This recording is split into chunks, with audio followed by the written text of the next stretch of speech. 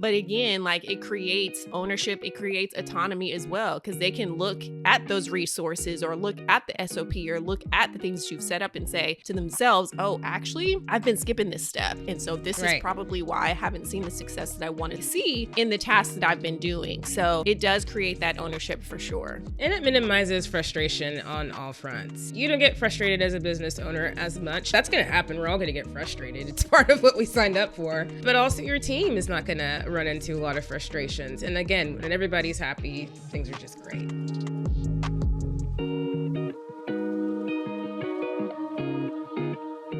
Welcome back to Hot Tea with Uma and Bree, where we talk about the real behind the scenes of entrepreneurship. Today, we're diving into delegation and why it sometimes backfires for founders. Delegation sounds simple in theory, but many business owners rather struggle with letting go without creating more problems or more work for themselves. So today, we're breaking down how to delegate in a way that actually supports growth.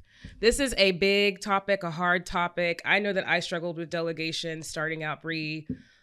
Easier said than done, right? 100%. And just like you said, we all struggle. I think especially when you have started a business, you know everything about your business. It's your baby. It is something that you've worked so hard to handcraft and create into something that you love. And so just the mere thought of handing over certain tasks in your business to someone else is a bit nerve-wracking for sure. So it's one of those things where like, you know you need it, but it can be a bit scary.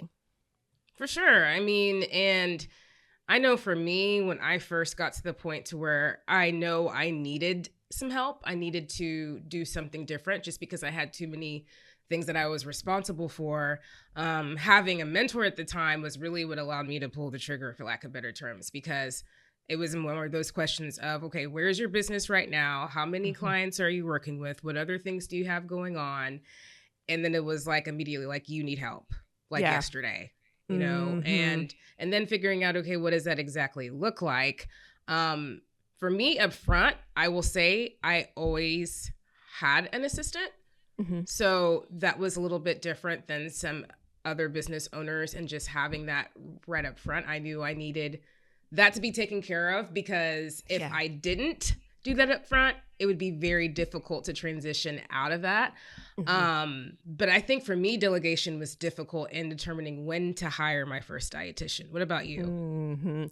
Honestly, I made the big mistake of not hiring an assistant first. My first hire was a dietitian, and hindsight 2020, I would have never done that.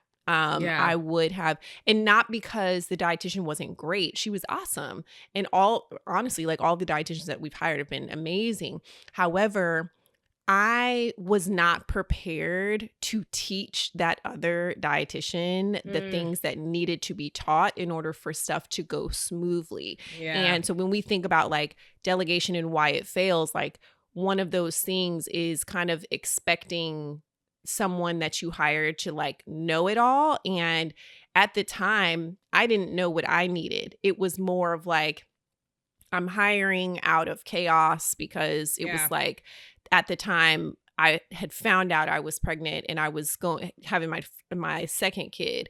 And it was like, okay, wait, like we need to probably bring someone else in at this moment. And in that moment, what I needed was an assistant. What I hired was a dietitian, and the two things are completely different. So it was hard for me in the beginning. I made a huge mistake that I would, again, hindsight 2020, completely change. Yeah, I mean, you learn. That's how we grow, right? Like, I know for me, in hiring the dietitian, some things I did have together, some things I didn't. So, you know, like just my workflow, I had it kind of in chunks, but it wasn't as detailed as it needed to be. And I think that experience allowed me to say, okay, moving forward, there actually needs to be very separate documentation. I need to actually record my onboarding and all of these different things so that it's just more simplistic moving forward. So I honestly feel like some of those moments of hindsight 2020, like I wish I would have done this, just really allows us to grow and formulate those different matters of our business that do need systems and that do need to be in more order. But for my assistant, I would say that role changed over time. Sure. I actually went through I think within my first year and a half, I think I went through 3. And I definitely didn't expect that. I was just like, okay, is it me? Is there something going on? What is the issue? But I went through 3 different individuals as my assistant. And I think it was just because of, hey, I can't necessarily read your mind. Mm-hmm. I really struggled with okay, why can't you do things exactly the way I want you to? Versus, hey, here's what needs to be done, and use your creative juices and how your brain works and processes things to get it done. Oh my gosh. So good. Yeah. I guess that's a type A and, dietitians, right? But I think you're highlighting that main thing, these are the reasons why delegation can fail or maybe not be up to what our expectations are of the delegation, right? Because when we hire, you go into it with this grandiose expectation of all the things you're hoping that this new hire will do. And if we don't communicate exactly how to do things sometimes or the why behind things, it can throw stuff off, right? If we aren't giving them context. I actually got feedback from one of our hires one time because she ended up moving on to a different position outside of the private practice space. And we always ask for feedback. And she was like, the one thing that I would say is sometimes we had tasks and things, but you didn't explain why we were doing these things. And I was like, oh, you're right. I probably should give you some context so you can actually do something that aligns with what I'm expecting. Because when you have these expectations, but no instructions or no how-tos or no explanation as to why, that person that's on the other end is really just shooting in the dark. They have no idea. They're creating something or doing something, but they're I don't know if this is what she really wants. I'm just going to try and throw it out there and then we'll go from there. So just some delegation fails for sure. Yeah. And I mean, I think, with a lot of that, the struggles I dealt with, and I think a lot of other entrepreneurs deal with, is just the fear of losing that control. Mm-hmm. For diet, specifically for me, hiring an RD, I was just oh, what if? And then really also just being real careful about just how my business is set up and how my hires are set up, right? We are very much, they are contractors. Mm-hmm. And I feel that aspect of control is even tougher in that, in that dynamic, because you just can't, legally, you just can't. Exactly. So I know for me, it was difficult to hire, and there's no shade for any of you that are listening that are brand new to practicing. Yeah. But it is a little bit difficult in terms of that delegation and letting go of control when you are hiring someone who has quite literally not had a lot of experience at all. Exactly. Oh my gosh. You almost feel obligated, I have to hold your hand and I need to do this and I need to do that. But what's interesting about that is that obviously we trust them enough to hire them and say they're going to be a good fit. Mm-hmm. What about you? Do you ever struggle, or have you ever struggled with that? Girl, the struggle is real. I'm terrible. I'm really terrible at this. I struggle so much, and I find myself, okay, I'm just going to be fully transparent. I find myself being nudging them for mentorship. I'll nudge and be like, hey, my books are open.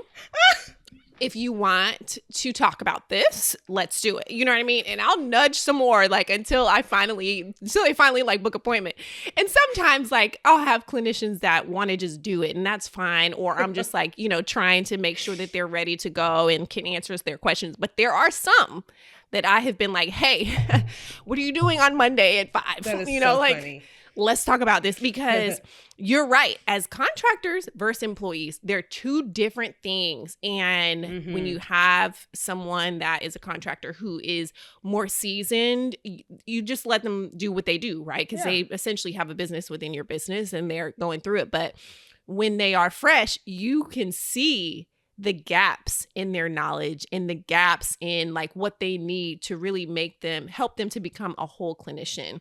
Right. And so that fear of losing control and that fear of being like, oh, like, I hope they don't go into the session doing that, like, Yes. let me try to give them some nuggets of information. But you do have to pull back a little bit and say, well, they've got their license. You have to sink or swim.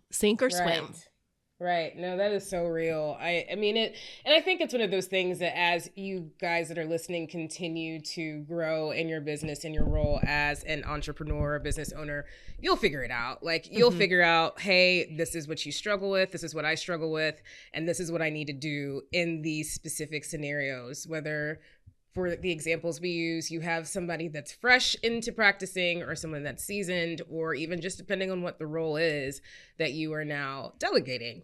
Yeah. So kind of transitioning out of that, I think it's really important to make sure that when you are delegating and you are hiring out, you set up those clear expectations up front. Yeah. You have to be crystal clear.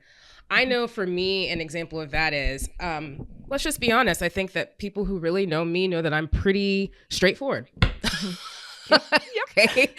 It's funny. I will never forget when I had my maybe it was one of my clinical rotations. And this dietitian is still very much a friend and a mentor to this day.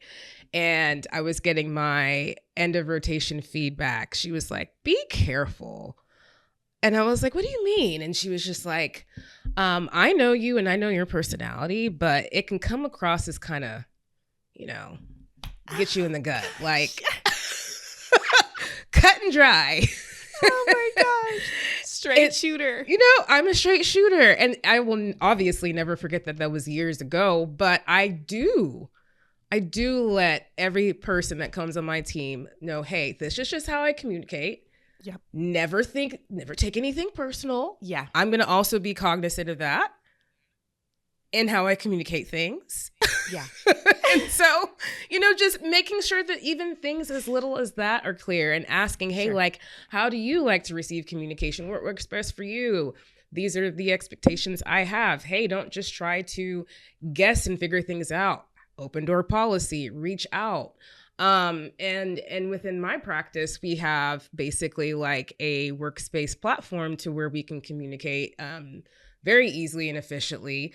And so it just kind of makes that process easier. But all that to say, it's just very important to not only disclose and share expectations of just, the work environment, how they practice, and what's required within your business, but also even just with inner communication. And that is something I really feel like, everybody listening needs to know, because you just can't expect that every single person that you work with and that works for you is going to have the same personality and communication style that you do.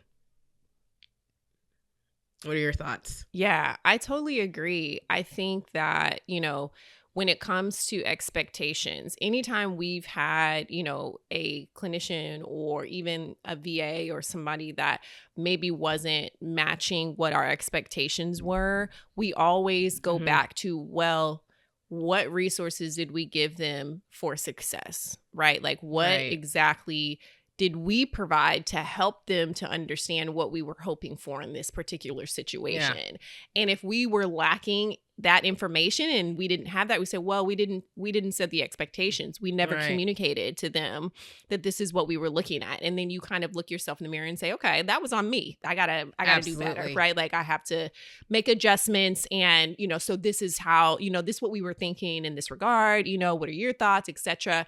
And also like sharing examples. So we, in our practice, have created just like kind of a library where our team members can go in and like pull information if they need it on, get their thoughts together, or even support on like if they're like, hey, I would love to see one of your sessions, or I would love to, learn more about how you go about your, one-to-ones or whatever. We have examples for them to, listen in on, because again, especially if they're newer, it might be difficult for them to really wrap their mind around motivational interviewing, or like how to really like have empathy in a session, or for your VAs or assistants, you know, sharing examples of something that was previously created and say, hey, you know, this is what we did before, you know, would love to create something similar. You know, these are brand standards, etc. So having that is very, very helpful. And I think that kind of takes us to our next point of like systems, right? So systems can help so much in the delegation process. And you mentioned just like platforms and using platforms or whatever, like standard operating processes, workflows, stuff like that, having all the information in one place. All of those things can be helpful to make sure, or really to set up your team members for success, right? It's not even so much like, you know, for you. Sometimes it's for them to make sure that they have everything that they need to have a successful session. Or if they're an assistant or another admin type of, you know, person, making sure that they have all the resources they need to get their job done efficiently, you know, how they're using their hours, etc. So I know systems have been huge, and that is not something that I started off doing, which again, another hindsight 2020 would change that, but it's been a huge game changer for us. How about you? Same. I mean, we're literally in the process. I'm in the process right now of just updating. I'm constantly updating. And the way I determine when that needs to happen is if I see that there's a consistent challenge, a consistent problem that my team is running into, then like you said, I look inward. Okay, maybe how I have it worded or have it disclosed is not clear enough. And so I'm constantly, you know, taking accountability and saying, hey, I'm going to update that, or I'm going to add that. Hey, this is an identified issue. This is what we're going to do. This is going to be a new policy, whatever it is, a new workflow. So systems are essential. And as your team continues to grow, as your business continues to grow, you're going to have to continue to update those systems. Because my philosophy is that, like, if you want things to work seamlessly, if you want as seamlessly as possible, and you want everybody to be happy, not only including your team, the customers you're serving, you've got to make sure that you have systems. Your standard operating processes have to be just incredibly detailed. But I also will say this, it is important too to remind your team to, you need to hold them accountable, because it's very easy to say, okay, I think I know it. And maybe they haven't reviewed it in a while. And then, oops, now we're running into challenges because we did skip those steps. So accountability works on both ends. And so just know that as a business owner, that is your responsibility to also keep your team accountable, to say, hey, we actually have that documented somewhere. I encourage you to check that out and let me know if you have any questions. Oh, I love the language that you use, because the code switch, because in my mind, I'm like, girl, why didn't you read the SOP, or why didn't you read the resource? Like, I sent this to you, you know, but then, you know, when you're actually communicating, you're like, hey, we actually have this resource available to you. Please take some time to review at your earliest convenience. You know what I mean? It's like that part right there is huge when it comes to delegation, like creating that ownership and holding people accountable for whatever task it is that they're supposed to be owning. And that can be the same for contractors and employees at the end of the day, because for contractors, let's say you have resources available for maybe to help them in whatever it is that they're doing. At the end of the day, if they're struggling in that area and they're, you know, constantly having problems, it's like, hey, you know, just want to remind you, this resource is available to you to support you in this area. You know, still want to see you succeed in this. So just let me know if you have questions, versus, you know, when you have an employee, it's like, hey, we're going to do some performance improvement and we're going to go through these resources that I have available, you know, like we're going to do it. So, but again, like it creates ownership, it creates autonomy as well, because they can look at those resources or look at the SOP or look at the things that you've set up and say to themselves, oh, actually, I've been skipping this step. And so this is probably why I haven't seen the success that I want to see in the tasks that I've been doing. So it does create that ownership for sure. And it minimizes frustration on all fronts. You know, you don't get frustrated as a business owner as much. That's going to happen. We're all going to get frustrated. It's part of what we signed up for. But also your team is not going to run into a lot of frustrations. And again, when everybody's happy, things are just great. So never hesitate to, like you said, hold each other accountable.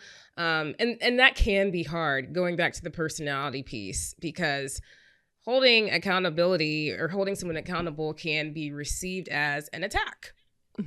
Or, oh, you're pointing the finger at me. And it's like, no, just like you're holding me accountable as a boss, I'm holding you accountable as an employee. So there's nothing wrong with that. And again, that's when you have that communication and you know up front, your team, their personalities, how communication works best for each individual, and just really trying to honor that. Yeah, I love that. Because like you said, different doesn't necessarily mean wrong. Like how they approach handling whatever it is they need to handle is fine, right? Like we want to allow, again, for that autonomy for people to do things in a way that works for them, right? Not everybody wants to do things the same exact way. However, when you've set clear expectations and you're looking at specific outcomes that you've set at the beginning, right? Like, again, you've talked to the people that you're hiring up front in the beginning, say, hey, this is what we're expecting. This is what success looks like in our eyes. This is what, hopefully you've collaborated to see what success looks like in their eyes too. And you all can keep that as the standard. So it's not a matter of like, oh, like, I didn't know that that's something you expected out of me. No, we talked about this in the beginning, right? So now it's a matter of like, these are the outcomes that are expected, not necessarily how you get to the outcome, but this is what the outcome should look like. And so our job is to hold you accountable to help you get to those outcomes and vice versa, right? Because I know as business owners, you should always be asking about feedback, right? And saying, hey, these are some of the things that we had talked about providing you, or we had talked about doing within our business. Do you, as somebody that's on our team, feel like we've been able to achieve that? If not, like, what's some feedback you have? So it's really mutual in regard to helping each other get to the outcomes that are desired. Absolutely. And I know something that language is very important, especially depending on how your business is set up. So, when I'm constantly asked, hey, what would you do? What do you do here? What should I do here? I always say, in my experience, lead with that. In my experience, if it were me, and it doesn't necessarily mean that you're not being suggestive. You're just simply answering a question without really essentially saying this is how you should do X, Y, Z. I also find that encouraging my teammates to pull onto their other coworkers and ask them what they're doing. Hey, what works for you? What doesn't work for you for this particular thing? And also encouraging my team to share, hey, this is what works for me, because that is what it is. It's collaborative, and we all have different ways of doing things, different strategies. I know a lot of times I'm like, man, that was brilliant. And that seemed like a really simple thing. Why didn't I think of that? So, think about that when it comes to your team. And that is part of the team building experience. And then you can also find a lot of great ideas for your own processes at large through those experiences too.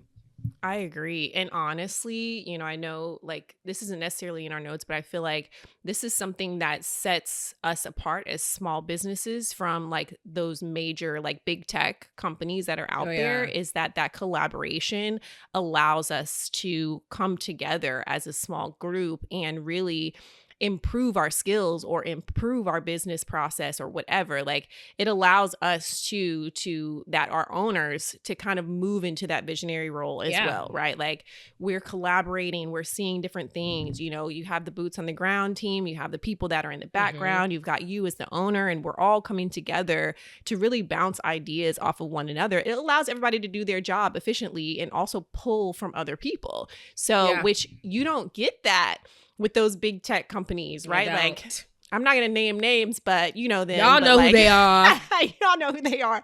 They're not calling you to say, hey, if you want, let's hop on a call and chat about this. Like our very last team meeting, obviously for us, like we have a lot of contractors, so it's completely optional for people to join on those calls if they want to.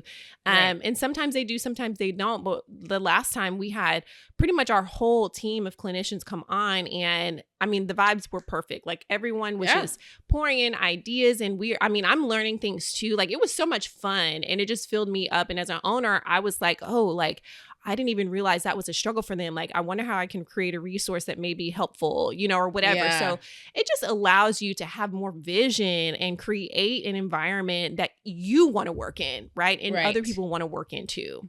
Right. Absolutely. I think I agree with all of that. And I also think it's okay to just know too, as a small business owner, that it's okay to reach out to your colleagues and say, hey, like, what are you guys doing these days? Hey, what's new? What's working for you? What's not working? And it's just nice to bounce those ideas off of each other, because it can feel lonely sometimes, being the person in charge. So don't feel like you always have to search for the answers, have it all figured out. You can absolutely ask other people that are in the same position as you what they're doing in their businesses. That's what it's all about, is just leaning on each other. And just always make sure that you are encouraging, empowering, affirming your team as well. Because if it's always, hey, I've noticed this, hey, remember this, it can become to where they can easily feel discouraged. So when they are doing something great, or you do see something is really efficient, or whatever it may be, make sure that you acknowledge those moments too, because that goes a very, very long way. Yes. Build your team up. 100%. Everybody needs a little extra affirmation sometimes. So yeah. Well, y'all, that's the tea for today. Delegation isn't about giving work away. It's about building a business that doesn't depend on you solely doing everything yourself. Y'all, we learned it the hard way. So we just gave you the tea on how to do that. So make sure you follow us on the gram at Hot Tea with Uma and Bree. Subscribe to our YouTube channel and follow the podcast on your favorite platform. And if you want to continue conversations like this, bounce ideas off of other founders, collaborate with other founders, join our community. We're so thankful to have each other, and we want to make ourselves available to you all as well. So check out this community, and thank you so much for listening. Bye guys, and cheers.